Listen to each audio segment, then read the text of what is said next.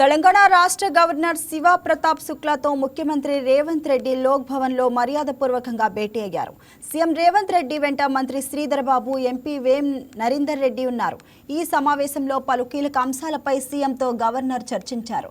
విద్యా రంగానికి సంబంధించి వివిధ అంశాలపై మాట్లాడారు.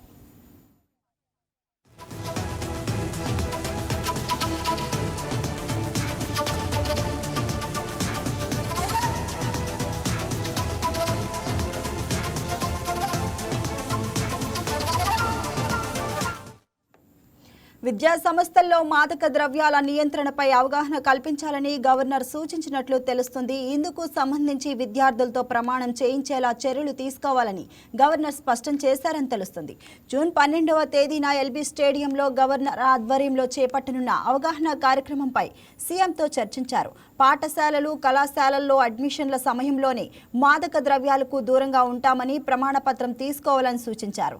గవర్నర్ సూచనలు అన్నింటినీ పరిగణలోకి తీసుకుని చర్యలు తీసుకుంటామని సీఎం రేవంత్ రెడ్డి స్పష్టం చేశారు.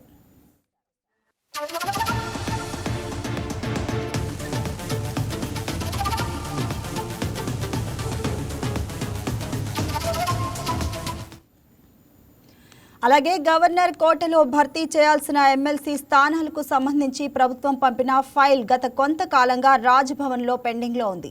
ఈ ఫైల్లో అజారుద్దీన్ పేరు కూడా ఉన్నట్లు తెలుస్తుంది. ఈ నెల 30వ తేదీలోపు ఈ ఫైల్కు గవర్నర్ ఆమోదం తెలిపి గెజిట్ విడుదల అయితేనే అజారుద్దీన్ మంత్రిగా కొనసాగే అవకాశం ఉంది. ఈ నేపథ్యంలోనే ముఖ్యమంత్రి రేవంత్ రెడ్డి స్వయంగా గవర్నర్ను కలిసి తాజా రాజకీయ పరిణామాలను వివరించినట్లు తెలుస్తుంది. దీనిపై మరింత సమాచారాన్ని మా బ్యూరో చీఫ్ సలాం అందిస్తారు. Yes Salam. Good afternoon Pavani.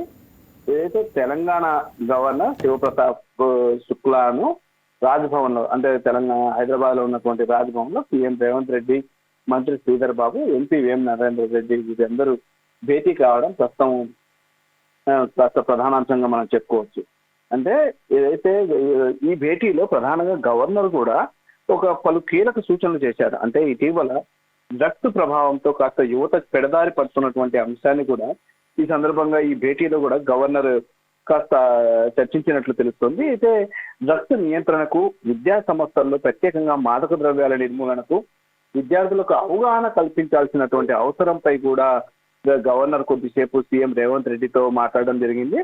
అలాగే ఖచ్చితంగా అంటే రానున్నటువంటి అడ్మిషన్ల కాలంలో, అంటే ప్రస్తుతం సెలవులు ముగిసిన తర్వాత అన్ని కళాశాలల్లో కానీ పాఠశాలల్లో కూడా అడ్మిషన్స్ జరిగేటటువంటి అవకాశం ఉంది. ఈ నేపథ్యంలోనే అడ్మిషన్స్ జరిగే సమయంలోనే విద్యార్థులతో ఒక ప్రమాణ పత్రం మాదిరిగా రాయించి వారి చేత ప్రమాణ స్వీకారం కూడా చేయించాలని, డ్రగ్స్ కు దూరంగా ఉంటామని, అదేవిధంగా భావి భారత పౌరులుగా తీర్చిదిద్దబడతామని చెప్పేసి వారి చేత ప్రమాణ స్వీకారం కూడా చేయించాలని కూడా గవర్నర్ సీఎం రేవంత్ రెడ్డికి సూచించారు.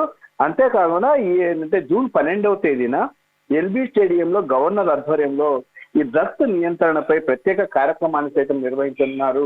ఈ కార్యక్రమం గురించి కూడా గవర్నర్ సీఎం రేవంత్ రెడ్డితో కొద్దిసేపు సుదీర్ఘంగా చర్చించడం జరిగింది. అంతేకాకుండా మరొక రాజకీయ అంశం కూడా వీరి భేటీలో ప్రత్యేకతను సంతరించుకుందని చెప్పుకోవచ్చు. అంటే ఎన్నో నెలలుగా ఎమ్మెల్సీ ఫైల్ అనేది కాస్త పెండింగ్ లో ఉంది. అక్కడ అంటే గవర్నర్ కోట ఎమ్మెల్సీల భర్తీపై ఇప్పటికే రాజ్భవన్ కు చేరినటువంటి ఫైల్ అక్కడే ఉన్నటువంటి పరిస్థితి. అయితే దీనిపై కూడా ప్రధానంగా చర్చ సాగింది. మనం ఇటీవల కూడా చూడవచ్చు, కేబినెట్ హోదా ఇచ్చారు మనకు మాజీ క్రికెటర్ అజారుద్దీన్ కి. అయితే అజారుద్దీన్ కి కేబినెట్ హోదా ఇస్తే ఆయనకు ప్రస్తుతము ఎమ్మెల్సీ పదవిని ఇచ్చేటటువంటి అవకాశం ఉంది. అంటే ఎమ్మెల్సీ పదవికి ఇవ్వకుంటే ఇంకా మళ్ళా ఆ కేబినెట్ హోదా అనేది తొలగిపోయేటటువంటి అవకాశం ఉంది. కాబట్టి దీనిపై కూడా సుదీర్ఘంగా చర్చించారు. ప్రొఫెసర్ కోదండరాంతో పాటు అజారుద్దీన్ ఎమ్మెల్సీల పదవుల ఆమోదంపై ఆయన గవర్నర్ తో చర్చించడం జరిగింది. ఈ నెల 30 తేదీలోగా ఫైల్ ఆమోదం పొందితేనే అజారుద్దీన్ మంత్రిగా కొనసాగేటటువంటి అవకాశం ఉంది. లేకుంటే అజారుద్దీన్ మంత్రిగా కొనసాగేటటువంటి అవకాశం లేదు. కాబట్టి ఇదే విషయాన్ని కూడా సీఎం రేవంత్ రెడ్డి గవర్నర్ దృష్టికి తీసుకెళ్లి ఏదైతే ఎమ్మెల్సీ ఫైల్ ను క్లియర్ చేసేలా గవర్నర్ తో చర్చించడం జరిగింది.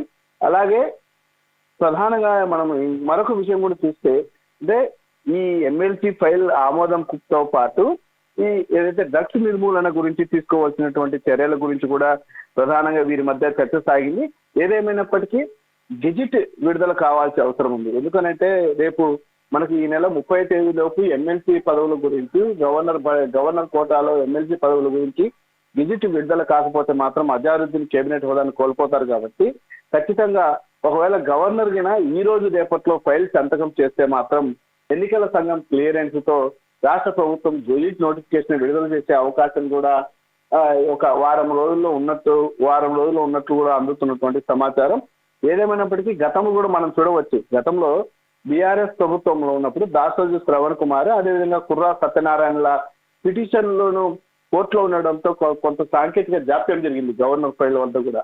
అదే అంశంలో కూడా ప్రస్తుతం అజారుద్దీన్ మంత్రిగా కొనసాగుతున్నారు. కాబట్టి ఈ నెల 30 లోపు ఖచ్చితంగా గెజిట్ రాకుంటే మాత్రము మళ్ళా అలాంటి సమస్యలు వచ్చేటటువంటి అవకాశం ఉందని సీఎం రేవంత్ రెడ్డి కూడా గుర్తించారు. అందుకోసమే గవర్నర్ తో భేటీ సమయంలో కూడా ఈ యొక్క అంశాన్ని ఎమ్మెల్సీ ఫైల్ క్లియరెన్స్ అంశాన్ని కూడా సీఎం రేవంత్ రెడ్డి ప్రత్యేకంగా ప్రస్తావించి 1-2 రోజుల్లో దాన్ని క్లియర్ చేసేటటువంటి అవకాశాలు ఉన్నట్టు కూడా మనకు అందుతున్నటువంటి సమాచారం. Thank you Salam.